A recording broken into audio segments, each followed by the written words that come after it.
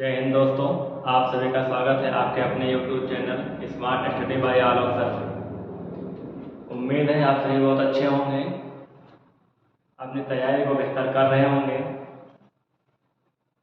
हम उम्मीद करते हैं कि आप सभी जितने पिछले के वीडियो हैं, चाहे वर्णमाला का हो चाहे संधि का, संधि का पार्ट 1 और पार्ट 2 हो गया है। आज संधि का हम पार्ट 3 भाग पढ़ेंगे, जिसमें आज का हमारा टॉपिक होगा विसर्ग संधि। तो विसर्ग संधि में हम पढ़ेंगे विसर्ग संधि क्या होती है, क्या क्या परिवर्तन होते हैं, किनका मेल होता है। तो उसको पढ़ने से पहले देखते हैं कि हमारे पीछे ये बोर्ड पर आज का क्या मोटिवेशनल कोड है। तो आज का मोटिवेशनल कोड है कि शिक्षा हमें ताकत देती है। शिक्षा हमें ताकत देती है। जो शिक्षा से दूर रहता है वो तरक्की से दूर रहता है। क्या है आज का मोटिवेशनल कोड? आज का मोटिवेशनल कोड है कि शिक्षा हमें ताकत देती है। जो शिक्षा से दूर रहता है वो तरक्की से दूर रहता है। सही बात है, जो भी व्यक्ति शिक्षित नहीं है वो तरक्की अपनी बहुत कम कर पाते हैं, वो तरक्की से दूर हो जाते हैं।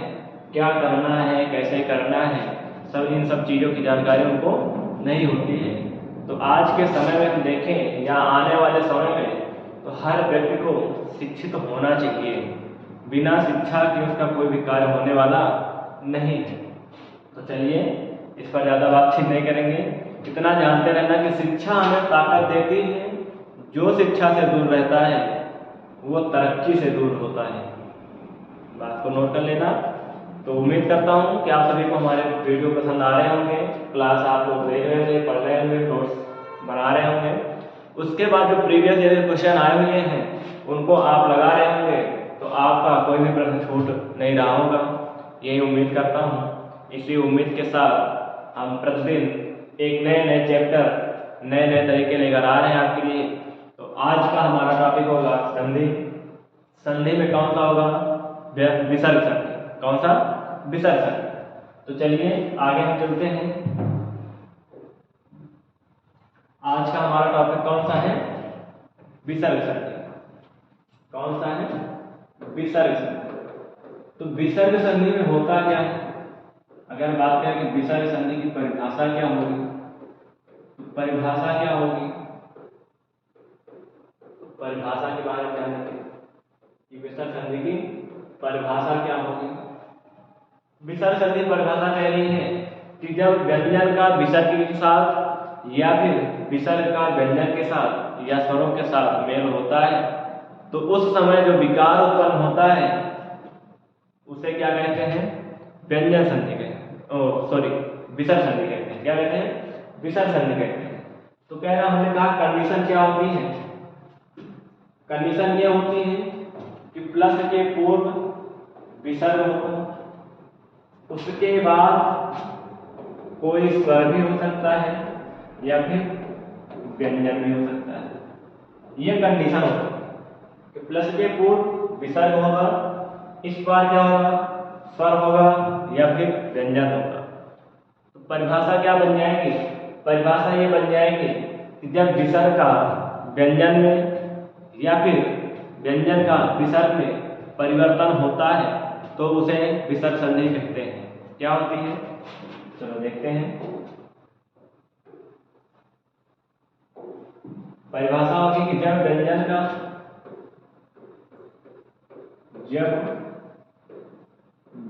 का विसर्ग, इसमें विसर्ग में, जब व्यंजन का विसर्ग में या विसर्ग का व्यंजन में या विसर्ग का व्यंजन में, जब व्यंजन का विसर्ग में विसर्ग का व्यंजन में परिवर्तन होता है, परिवर्तन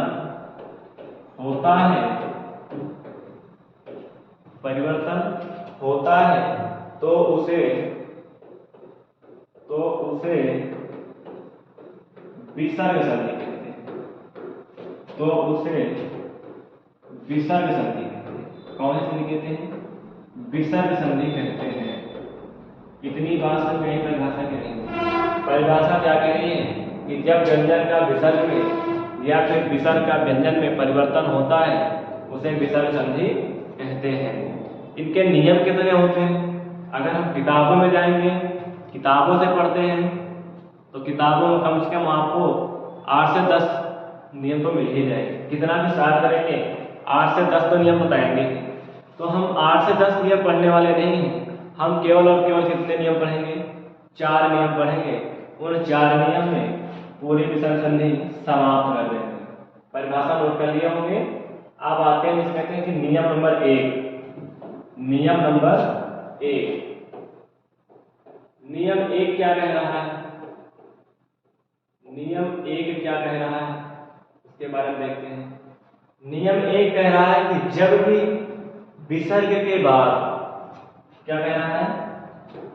जब भी, यानी कि यदि विसर्ग के बाद क्या हो, चा हो या फिर छा हो, क्या हो, चा या जा हो या फिर छा हो।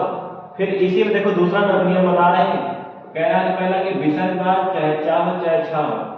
फिर दूसरा नियम कह रहा है कि विसर्ग के बाद चाहे टा हो चाहे ठा हो। ये दूसरा नियम किताबों में अलग अलग मिलेगा, हम यहाँ पर अलग एक साथ बता रहे हैं कि जब विसर्ग बाद चा हो छा हो या फिर विसर्ग बाद टा हो ठा हो। या फिर तीसरा नियम क्या कह रहा है कि विसर्ग के बाद चाहे ता हो चाहे था हो। बात को समझना, 3 नियम एक साथ। चाहे विसर्ग के बाद चाछा हो, चाहे विसर्ग के बाद टाठा हो या फिर विसर्ग के बाद ताथा हो। तीनों का परिवर्तन किसमें होगा? विसर्ग का परिवर्तन किसमें होगा? एक बार देखते हैं विसर्ग का परिवर्तन किसमें होगा। तो विसर्ग के बाद वर्ण कौन से आ रहे हैं? अगर इनका उच्चारण स्थान देखा जाए तो इचु यशाणाम तालु होता है, यानी कि चा वर्ग का तालु उच्चारण है। तो तालु वाला वर्ण आ रहा है तो विसर्ग का परिवर्तन तालम दशा में होगा। किसमें होगा? तालम दशा में होगा। किसमें? तालम दशा में, वो भी आधा होगा। नहीं दोस्तों? होगा। फिर विसर्ग के बाद टाठा, टाठा का उच्चारण स्थान मूर्धा। तो इसमें विसर्ग का परिवर्तन किस सा में होगा? मूर्धन दशा में होगा। किसमें होगा? मूर्धन दशा में होगा। यहाँ पर विसर्ग के बाद ताथा है। ताथा कौन से वर्ण है? दंती वर्ण है। तो कौन सा सा बनेगा? दंती सा, वो भी आधे। मतलब तालब वाला सा वर्ण आया तो तालब दशा में, मूर्धा वाला आया तो मूर्धा में, दंती वाला आया तो दंती में। इतनी बात समझ में आ गई? चलो, यही हमारा नियम है। अभी बताओ लिखाएं या तो परिभाषा लंबा सा कि यदि विसर्ग के बाद चा छा आता है तो विसर्ग का परिवर्तन तालब दशा में हो जाता है। फिर दूसरा नियम ऐसे लिखा है। तो ये शॉर्टकट तरीका है, हमें एडवांस मेथड पढ़ना होगा क्योंकि आजकल के दौर में जो पेपर आ रहे हैं उसमें समय के हिसाब से देखें तो अगर हम परिभाषा को पढ़ रहे हैं और उनके आधार पर परिभाषा को याद करेंगे, याद करने के बाद फिर उसको सोचेंगे मन में कि विसर्ग के बाद चा छा आता है तो चा छा में के बाद चा छा आता है तो विसर्ग का परिवर्तन तालब दशा में होता है। इतना याद करने से बहुत सारा समय आपको चला जाएगा। तो ऐसे स्ट्रक्चर याद होगा, विसर्ग के बाद चा छा आया तो सा में, टाठा आया तो मूर्धन्य में, ताथा आया तो दंती सा में। ये ज्यादा आसान होता है। तो आइए उदाहरण देखते हैं। जैसे उदाहरण कौन सा होगा? उदाहरण है आपके पास कि निह प्लस छल, निह प्लस छल बराबर होगा क्या? तो देखो विसर्ग है, विसर्ग के बाद चाछा होना चाहिए था। चाछा आया है तो यही विसर्ग बदलेगा। विसर्ग किसमें बदलेगा? चाछा होता है किसमें बदलता है? तालब दशा में, वो भी आधा। तो निस हो जाएगा, इधर बचा क्या? छल, और कुछ नहीं होगा, इतना ही होगा। निह प्लस छल बराबर निश्छल। दूसरा देखते हैं। निह प्लस तेज, निह प्लस तेज बराबर क्या होगा? तो हमने देखा कि विसर्ग है, विसर्ग बाद ता है, ता दंती है, तो विसर्ग बदलता किसमें है? दंती सा में। तो दंती सा में बदलेगा वो भी आधा, तो ये निस हो जाएगा, इधर से क्या मिलेगा? तेज। बात समझ आ रही है? तो ऐसा आ रही है, निह प्लस तेज बराबर निस्तेज। अगर हम कहें कि निह प्लस चय बराबर क्या होगा, तो आपका जवाब क्या आएगा कि विसर्ग है, विसर्ग बाद चाचा है, तो विसर्ग का परिवर्तन तालब दशा में होगा। किसमें होगा? तालब दशा में। तो निह प्लस चय बराबर क्या होगा? निश्चय। क्या ऐसे ही शब्दों को लिखते हो? क्या लिखते हो? ठीक, उम्मीद है समझ में आपको आ रहा होगा। आगे चलते हैं। जैसे आपके पास है एक शब्द दे रहा हूं कि दुह प्लस टा, दुह प्लस टा। अब बताओ, विसर्ग है, विसर्ग बाद टा है, तो विसर्ग के बाद जब टा होता है तो टा का यानी विसर्ग का परिवर्तन किसमें होता है? किसमें होता है? मूर्धन्य सा में। तो ये है दुह, इधर से मूर्धन्य सा, वो भी आधा, इधर से बचा क्या? टा। क्या हो जाएगा? दुष्ट। दुह प्लस टा बराबर दुष्ट। इतनी बात समझ में आ रही है? चलो और देखते हैं, एक उदाहरण और लेते हैं। दूसरा उदाहरण लेते हैं। कह रहा है कि निह, या दूसरा उदाहरण लेते हैं, जैसे सोच रहा हूँ निह वाला तो हो गया। दूसरा उदाहरण धनु प्लस टंकार, धनु प्लस टंकार। अब बताओ, धनु विसर्ग है, विसर्ग बाद क्या है? टा। क्या है? टा। तो विसर्ग का परिवर्तन किसमें होगा? विसर्ग का परिवर्तन किसमें होगा? मूर्धन्य सा में होगा कि नहीं? बोलो हाँ। तो क्या बनेगा ये? धनुष, इधर से है क्या? टंकार। धनु प्लस टंकार बराबर धनुष टंकार। बात समझ आ गई? ठीक, एक नियम समाप्त हुआ। तीनों नियम पर हमने तीनों उदाहरण दे दिए हैं, आप लोग समझ लेना, और उम्मीद करता हूं कि आप सभी को समझ में आ रहा होगा। फिर आगे देखते हैं अगला नियम कौन है? नियम 2। नियम 2, नियम 2 क्या कह रहा है? नियम 2 कह रहा है कि यदि विसर्ग के बाद, क्या कह रहा है कि यदि विसर्ग के बाद, यदि विसर्ग के बाद, अब देखो विसर्ग के बाद कह रहा है कि का हो, पा हो, खा हो या फिर था। क्या कह रहा है? यदि विसर्ग के बाद का हो, पा हो, खा हो और फा हो तो विसर्ग में कोई परिवर्तन नहीं होता, कोई परिवर्तन नहीं होता, नहीं होता है। विसर्ग में कोई परिवर्तन ही नहीं होगा। परिवर्तन नहीं होगा तो होगा क्या?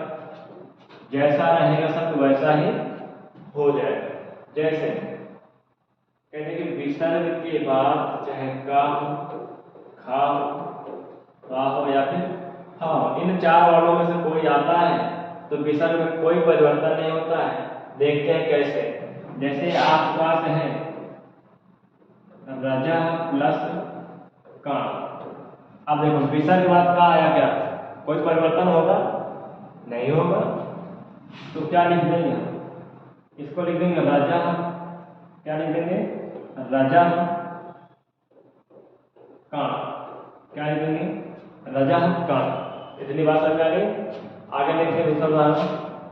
आपके पास है, मान लो कि पाया प्लस पान। क्या है? पाया प्लस पान। अब बताओ विसर्ग है, विसर्ग के बाद पा है, कोई परिवर्तन होगा नहीं होगा। क्या होगा, सीधा लिखा है कि पाया पान। क्या लिखेगा, पाया पान। एक उदाहरण और देखते हैं, प्रातः प्लस काल। क्या होता है, प्रातः प्लस काल। आप बताओ, विसर्ग है, विसर्ग बाद का है, क्या लिखेगा, केवल और केवल ऐसा लिखेगा कि प्रातः काल। क्या लिखेगा, प्रातः काल। वही पे एक और उदाहरण देखते हैं कि दू प्लस खा। दू प्लस खा, विसर्ग है, विसर्ग के बाद खा है, विसर्ग में कोई परिवर्तन नहीं, जैसा लिखा है वैसा लिख देंगे, बराबर क्या हो जाएगा, दुख। क्या हो जाएगा, दुख। नियम नंबर 3 पे आते हैं। नियम नंबर 3 समझ में आ रहा है सभी को। नियम नंबर 3, नियम 3 क्या कह रहा है, नियम 3 क्या कह रहा है, नियम 3 कह रहा है कि यदि विसर्ग के पहले छोटा आ हो, क्या हो, देखना ऐसे प्लस का चिन्ह होगा, आपकी परिभाषा नहीं लिख रहे हैं, कह रहा है कि विसर्ग हो, लेकिन विसर्ग के पहले क्या हो, छोटा आ हो। क्या हो, छोटा आ हो। और बाद में क्या कह रहा है कि इसके बाद में क्या हो, इसके बाद में कह रहा है कि वर्गों के प्रथम द्वितीय वर्ण को छोड़कर, यानी कि पहला और दूसरा, प्रथम और द्वितीय वर्णों को छोड़कर, ये नहीं होने चाहिए। तीसरा चौथा पांचवा होगा वो चल जाएगा, लेकिन पहला दूसरा वर्ण नहीं होना चाहिए। उसके बाद क्या होना चाहिए, और क्या कहना है, प्रथम द्वितीय वर्ण को छोड़कर अन्य कोई भी वर्ण, अन्य कोई भी वर्ण, अन्य कोई भी वर्ण, कोई भी वर्ण हो, या हो, रा हो, ला हो, वा हो, या फिर हा हो, इतने वर्ण होने चाहिए। या हो, रा हो, ला हो, वा हो, या फिर हा होना चाहिए। लेकिन किसी भी वर्ण का पहला दूसरा वर्ण नहीं होना चाहिए, अन्य कोई भी वर्ण हो, अंतस्थ वाले वर्ण हो, हा हो, या कोई स्वर हो, या फिर कोई स्वर हो। तब क्या होगा, कोई स्वर हो, क्या हो, स्वर हो,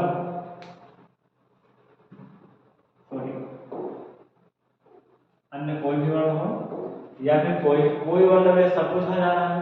उसके बाद होगा क्या, विसर्ग और आ, विसर्ग और आ, इन दोनों का परिवर्तन किस में हो जाएगा, ओ में हो जाएगा।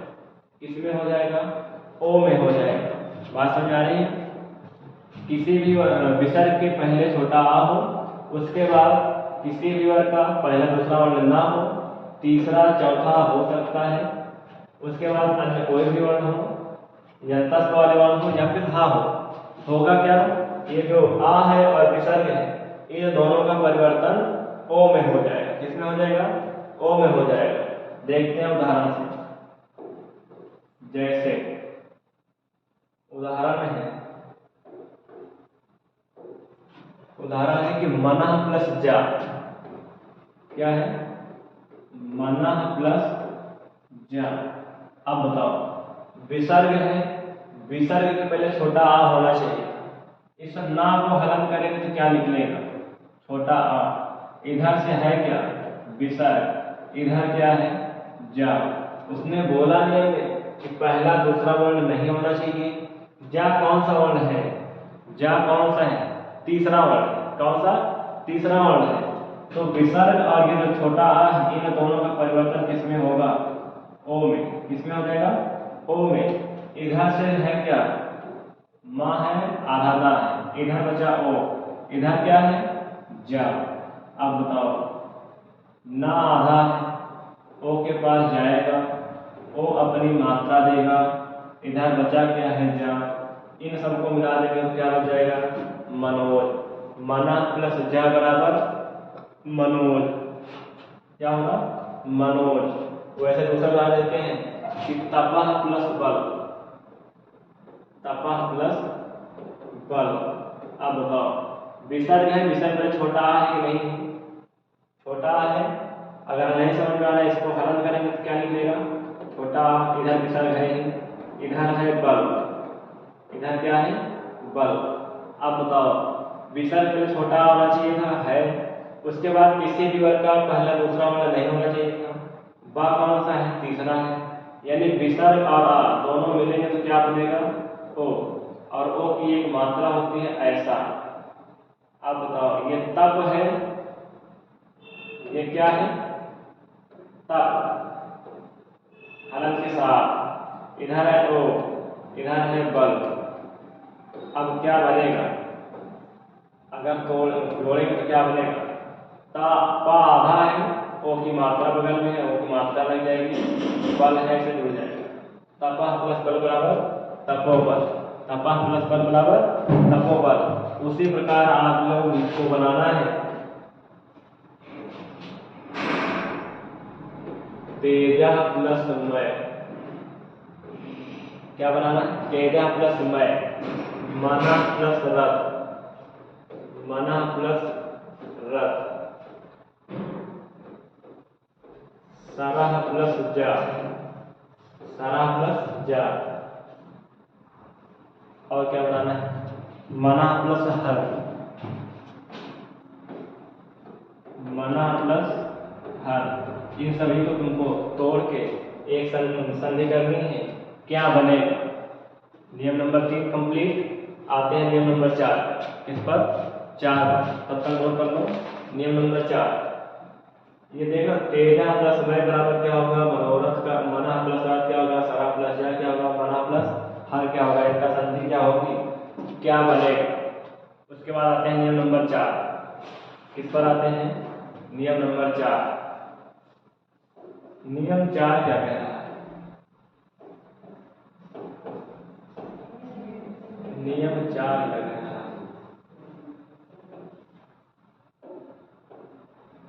नियम 4 कह रहा है कि यदि विसर्ग के पहले, यदि विसर्ग के पहले छोटा बड़ा को छोड़, क्या कह रहा है? कि विसर्ग के पहले, विसर्ग के पहले छोटा आ और बड़ा आ को छोड़कर, बड़ा आ को छोड़कर अन्य कोई भी स्वर हो, अन्य कोई भी स्वर हो, अन्य कोई भी स्वर हो चलेगा, लेकिन छोटा बड़ा नहीं होना चाहिए। उसके बाद कह रहा है, उसके बाद मतलब और बाद में, किसके बाद में? विसर्ग के बाद में क्या हो? वर्गों का प्रथम और द्वितीय वर्ण ना हो, वर्गों के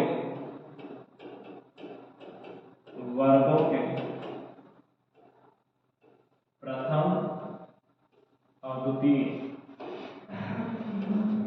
प्रथम और द्वितीय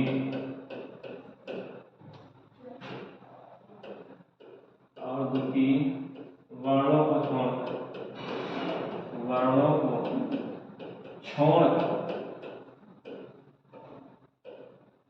द्वितीय वर्णों को छोड़कर अन्य कोई भी वर्ण, अन्य कोई भी वर्ण हो, अन्य कोई भी वर्ण हो, या फिर अंतस्थ वाले वर्ण, क्या हो? अंतस्थ वर्ण या अंतस्थ वर्ण।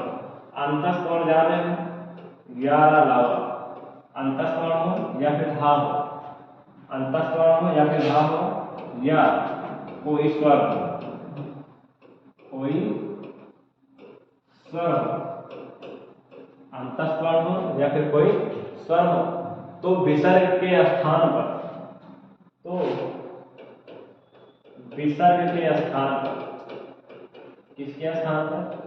विसर्ग के स्थान पर क्या होगा, रा हो जाता है। क्या हो जाता है, रा हो जाता है। रा वो भी आधा, कौन सा, आधा रा हो जाता है, हो जाता है। क्या हो जाता है, आधा रा हो जाता है। नियम एक बार कैसे बोल रहे हैं, कह रहे हैं यदि विसर्ग के पहले छोटा बड़ा को छोड़ दो, विसर्ग के पहले छोटा बड़ा नहीं होना चाहिए, उसके बाद कोई भी स्वर हो कोई दिक्कत नहीं है, बाद में किसी भी वर्ण का पहला दूसरा वर्ण नहीं होना चाहिए, अन्य कोई भी वर्ण होना चाहिए, कोई दिक्कत नहीं है। उसके बाद कह रहा है कि या फिर अंतस्थ वाले वर्ण हो, कौन से हो, अंतस्थ वर्ण हो। अंतस्थ वर्ण भी नहीं है तो हा होना चाहिए, हा भी नहीं है तो क्या होना चाहिए, बोला कि कोई भी स्वर होना चाहिए। अगर इतनी शर्तें पूरी होती हैं तो जो विसर्ग है, विसर्ग के स्थान पर क्या होगा, रा, आधा रा हो जाता है। क्या हो जाता है, आधा रा हो जाता है। देखते हैं कैसे, आप उदाहरण से समझते हैं कैसे। उदाहरण है आपके पास, उदाहरण है आपका निह प्लस आशा। कौन सा है, निह प्लस आशा। अब बताना, ये विसर्ग है, विसर्ग के पहले छोटा बड़ा नहीं होना चाहिए था, छोटा बड़ा नहीं है, छोटी मात्रा है, बात समझ आ रही। तो एक शब्द पूरी, लेकिन इसके बाद में किसी भी वर्ग का पहला दूसरा नहीं होना चाहिए था, नहीं है। कोई स्वर होता तब भी चल जाएगा, है, अंतस्थ वर्ण होता तब भी चल जाता, हा होता तब भी चल जाता, या फिर किसी भी वर्ग का तीसरा चौथा पांचवा वर्ण होता तब भी चल जाता। तो विसर्ग मिल गया क्या, अब यही विसर्ग बदलेगा, किसमें बदलता है, आधा रा में। इधर से बना निर, इधर क्या बचा है, आशा। क्या बचा है, आशा। अब बताना, ये निर रा आधा है, इसके बगल में कौन है, स्वर पूरा हो जाएगा, मात्रा बढ़ा करेगी क्योंकि बड़ा है, उधर से है क्या, सा। तो निह प्लस आशा बराबर निराशा, निह प्लस आशा बराबर निराशा। इसी प्रकार निह प्लस आधार, निह प्लस आधार। अब बताओ क्या हो, विसर्ग के पहले छोटा बड़ा नहीं है, अन्य इधर कोई भी वर्ण हो, लेकिन किसी भी वर्ग का पहला दूसरा वर्ण नहीं होना चाहिए, तो विसर्ग ही रा में बदलेगा। ऐसा कुछ हो जाएगा क्या, इधर से क्या है, आधार, क्या है, आधार। अब बताओ, रा आधा है, इनके पड़ोस में है स्वर, इनकी पूर्ति कर देगा, बड़ा की मात्रा भी दे दिया, इधर से बचा क्या, धार। तो नि प्लस आधार बराबर निराधार, नि प्लस आधार बराबर निराधार। उसी प्रकार एक उदाहरण और देखते हैं कि निह प्लस गुण, निह प्लस गुण। अब बताओ, विसर्ग है, विसर्ग के बाद विसर्ग में कोई छोटा बड़ा नहीं होना चाहिए था, नहीं है। उसके बाद किसी भी वर्ग का तीसरा चौथा पांचवा वर्ण हो सकता था, लेकिन पहला दूसरा नहीं। तो ग तीसरा वर्ण है, विसर्ग बदल जाएगा। इधर विसर्ग किसमें बदलेगा, रा में। इधर क्या है, गुण, क्या है, गुण। अब तुमको बताना है, तो ये नी है, रा आधा है, इनके पड़ोस में कोई स्वर नहीं है, व्यंजन है, व्यंजन है तो व्यंजन और व्यंजन कभी मिलते नहीं, हमने कहा केवल संयोग होता है। तो यहाँ पे होगा क्या, ये उड़ा रखना सूत्र की सहायता से उड़कर गा पे लग जाएगा, निर हो जाएगा, फिर बचा क्या है, गुण। निह प्लस गुण बराबर निर्गुण। उसी प्रकार आपको 7-8 उदाहरण दे रहे हैं, आप लोग घर पे करना है, करने के बाद कमेंट करना है क्या सही तोड़ पा रहे हो या नहीं। अगर नहीं तोड़ पा रहे हो तो कल हम उसको हल कराएंगे, आप लोग देख लेना। कैसे है आपके पास निह प्लस मम, इसको बताना है। आपके पास है निह प्लस याप, निह प्लस याप। आपके पास है निह प्लस अर्थक, निह प्लस अर्थक। आपको और दे रहे हैं दुह प्लस उपयोग, दुह प्लस उपयोग। ये तो हमने तोड़ के दे दिए। अब हम आपको कुछ शब्द दे रहे हैं, आपको तोड़ के बताना है। आपको कुछ शब्द दे रहे हैं, आपको तोड़ के बताना है। जैसे आपको शब्द दे रहे हैं दुर्जन, शब्द है दुर्जन और दूसरा शब्द है दुर्गुण, दूसरा शब्द है दुर्गुण, तीसरा है दुर्बल, कौन सा है दुर्बल, चौथा है दुरात्मा, दुरात्मा। तुम्हारे पास और ऑप्शन दे रहे हैं हम आपको आशीर्वाद, क्या दे रहे हैं आशीर्वाद। हाँ दोस्तों, वो आशीर्वाद नहीं, हम आपको आशीर्वाद शब्द दे रहे हैं, आशीर्वाद शब्द दे रहे हैं। इसको तोड़ के बताना है कि छेद क्या होगा, कई बार पूछा गया है। तो उम्मीद करता हूँ आप सभी को वीडियो पसंद आ रहा होगा। आपको पसंद आ रहा है वीडियो, अपने दोस्तों को पास शेयर करिए ताकि वो भी अपनी तैयारी को बेहतरीन कर सकें और एग्जाम को क्वालिफाई करें। अगर एग्जाम को क्वालिफाई करना है तो सभी चैप्टर को एक बार पोता पढ़ लो, कवर कर लो, ताकि संधि से चाहे वर्णमाला से हो, चाहे कारक से हो, चाहे किसी भी टॉपिक से हो, कोई भी क्वेश्चन आ रहा है तो आपसे छूट कर जाने ना पाए। ये हमारा वादा है कि आपसे कोई क्वेश्चन छूट के जाने नहीं पाएगा। उम्मीद करता हूँ आप लोग अगर वीडियो को शुरू से लास्ट तक देख रहे होंगे, आपको समझ में भी आ रहा होगा। उसके बाद आप क्वेश्चन को प्रीवियस ईयर को उठा के देख रहे होंगे, प्रैक्टिस सेट लगा रहे होंगे, तो आपको क्वेश्चन में समझ में आ रहा है कि हाँ जो पढ़ाया जा रहा है उससे बाहर कुछ नहीं आ रहा है। तो दोस्तों आज यहीं पर समाप्त करते हैं। और आज का आपका मोटिवेशनल कोड हमने बताया कि शिक्षा हमें ताकत देती है। क्या देती है? शिक्षा हमें ताकत देती है। जो शिक्षा से दूर रहता है वो तरक्की से दूर रहता है। क्या है कि शिक्षा हमें ताकत देती है, जो शिक्षा से दूर रहता है वो तरक्की से दूर रहता है। तो दोस्तों उम्मीद करता हूँ कि आप लोग शिक्षा को अच्छे तरीके से ग्रहण करेंगे, एक शिक्षित व्यक्ति, एक शिक्षित नागरिक, एक शिक्षित परिवार में एक सदस्य बनेंगे और दूसरों को प्रेरित करके वो भी शिक्षा ग्रहण करें ताकि वो भी शिक्षित व्यक्ति बन सकें, उनके अंदर भी ताकत और जुनून आ सके। जय हिंद दोस्तों।